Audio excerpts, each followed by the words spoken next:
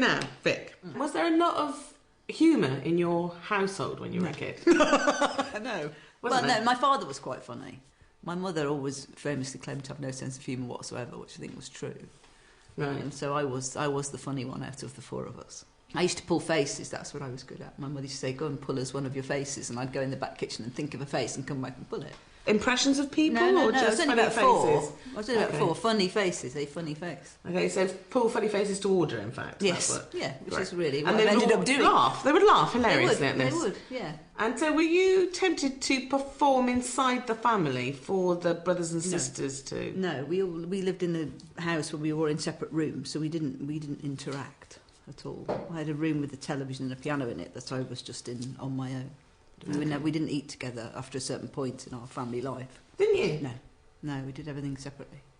Okay, and you say your dad was funny. What Yes, do you my mean? dad was very witty. My dad played piano and wrote music and wrote songs and wrote radio plays and was funny. Radio plays that were on the radio? Yeah. Did he? So you are from a showbiz family. Oh, yeah. Pushy showbiz parents. He was an insurance salesman, but he was, in his spare time, he wrote. And when you went to school, to junior school, were you encouraged to be anything of a performer? Not at all. Not at all at junior school. No, I was fairly quiet. I was just one of the clever ones.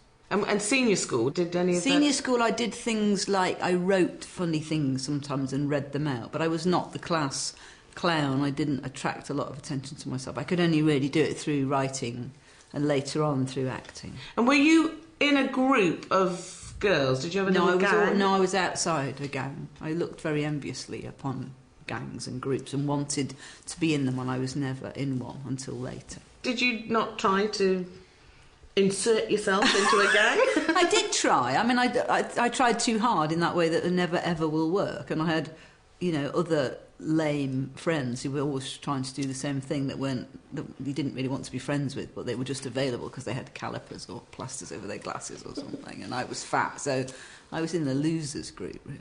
So not at all using the humour to attract people to you then?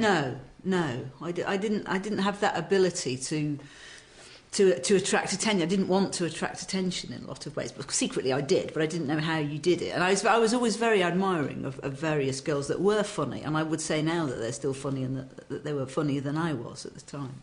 Who did you laugh at when you were growing up? Can you remember? I can't really remember, except I watched everything that was ever on the television that was a comedy. So I think I just laughed at everything. I mean, I can remember Lucille Ball and I can remember Phil Silvers, but I don't remember anything particular that I liked about them. I think I just liked the fact that it was comedy, and I would only go to the cinema if it was a comedy, and my parents would get the paper on a Friday night and go through the films, and I would say, is it a comedy, is it a comedy, is it a comedy? And if it wasn't, I wouldn't go. I was just very, very drawn to comedy. So you were watching things like Jerry Lewis? Yes. Yeah. Comedy movies like that? Yes, comedy movies. Okay. Yeah. And do you remember any women that particularly... The two women I remember very well. One was Libby Morris, who I think is Canadian, who was on the television. She had a thing that's called a one-woman show, and I used to think, what on earth is that, a one-woman show? And then the other person I did see live on stage was Joyce Grenfell, when I was about 6. And I was taken round to meet her at the end of the show. Were you? And I remember that very, very well. I remember the show, I remember some of the lines. I remember very well the fact that she was just standing on stage on her own. I'd never seen anybody do that before. I'd been to pantomimes and I'd been to plays. I'd never seen one person stand on the stage on their own. And she came on and she said, I'll give you a moment to decide whether my dress is leaf green or lettuce green. And she looked at the audience, she said, oh, well, it's quality, not quantity. So it was obviously a half-empty house. I think it was in Buxton. And at the end of the show, my sister said they wanted to go around and see her.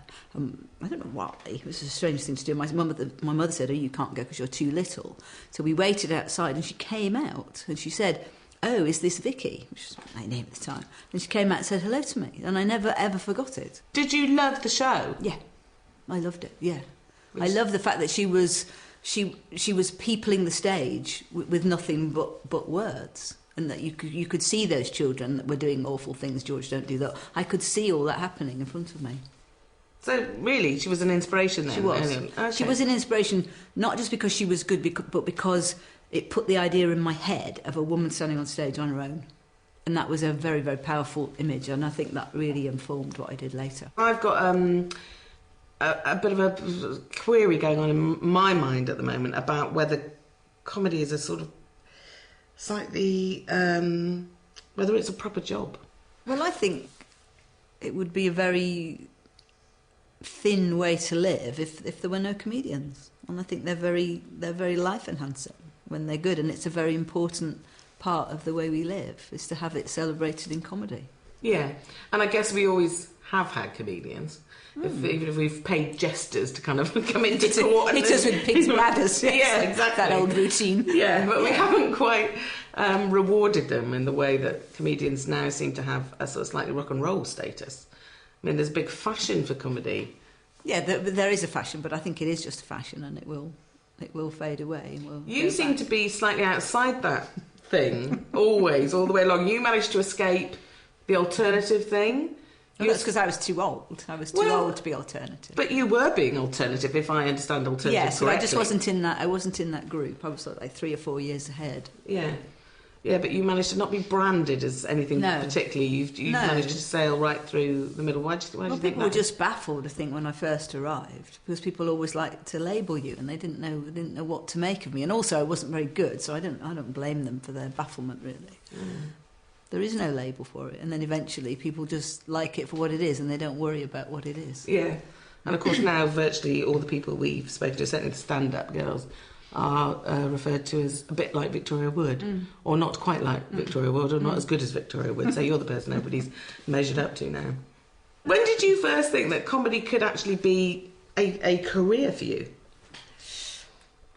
I'm not sure. I first joined a theatre workshop, a youth theatre, when I was about 15, and that was the first time I ever felt, like a key's gone in a lock and I know what I'm doing, I understand I have something that I can do. And I played a comedy charwoman in a play, and I thought, I can do something. And up until that point, I never really felt I was any good at anything, really. And people were always crossing me, people were always disappointed and saying, I'm not good, you don't work hard enough, you look a mess. And that was the first time I felt sort of really comfortable about doing anything. But I didn't articulate that as something that could be a career choice. And I remember at school they used to say to me, well, you should be in journalism, or you should be in advertising, because you're very quick to write. You have a good vocabulary. I was quite funny when I wrote. But I didn't actually think of being a comedian. It just didn't occur to me. And I didn't think I would make it as an actress, because I didn't think I had the conventional looks to go into rep. So I was thinking quite a small box of what I could do. But then by the time I got to university, I suppose I just wanted to perform somehow. I mean, I just blundered around. I was so thick about the way I approached everything that it did take me quite a few years to get a grip, really, to work out what you did and how you did it. Well, it's not as if there's any actual guidance towards this job, is there? No. I mean, you wouldn't sit with a careers advisor who would say, can write well, seems to be funny. Yes. Perhaps stand-up would be the... Nobody would ever suggest that. I remember going to a careers fair in Bury, where I lived, and the drama section was just a very miserable man with dandruff, and I said, I want to be an actress. He said, don't. That's my advice to you, don't. And that was the careers fair at Bury. Thanks a lot. Thank you. Thanks very much. Next. Oh dear. Do you think that performing stand-up, does it make you happy? It's taken me a long time to reach a point where I could receive what I was getting, that I could just sort of take it and enjoy it. I think, I approached it in such a, not a tense way, but, so anxious to get it right and to be the best I could be with it, that I didn't always relax with it. And I watch other people and I think they're not working half as hard as me, and they're much better.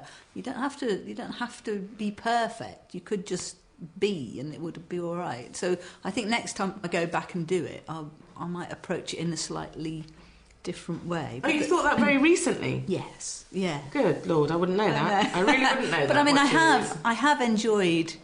I have enjoyed a lot of the stuff I've done. The last show I did enjoy it, and also I had somebody else on stage with me. I had a keyboard player on stage, and that made a huge difference to me, because it just was somebody else to catch an eye with. The thing I found about it is it's very, very lonely, and that's the thing I don't like about it. Yeah. Is that you travel from town to town, you sit in a dressing room on your own watching the clock tick round to 8 o'clock, and you think, if I don't get up on stage, nothing's going to happen tonight.